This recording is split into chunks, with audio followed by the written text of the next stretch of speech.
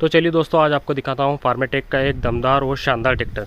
जी हाँ दोस्तों, ये है फार्मेटेक का 45 और ये आता है 45 HP पावर के साथ। और दोस्तों ये है 4 व्हील ड्राइव ट्रैक्टर और इसमें आते हैं लगभग 12 फॉरवर्ड और 3 रिवर्स गियर और साथ में हाई लो मीडियम 3 गियर भी यहाँ दिए रखे हैं।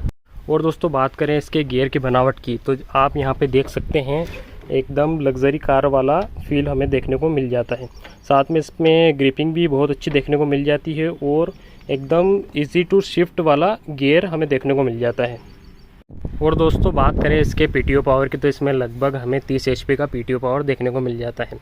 और साथ ही यहाँ पे 2 डिस्ट्रीब्यूटर वॉल भी दिए रखे हैं जिससे हम हैवी प्लाऊ का यूज़ कर सकते हैं। और साथ ही यहाँ पे पीटीओ का एक गियर भी दिया रखा है। तो चलिए दोस्तों, अब इसका डैशबोर्ड आपको दिखा देता हूँ सामने से कैसा लगता है हमारा ट्रैक्टर। तो देखिए दोस्तों, बड़ा शानदार लुक है इसका।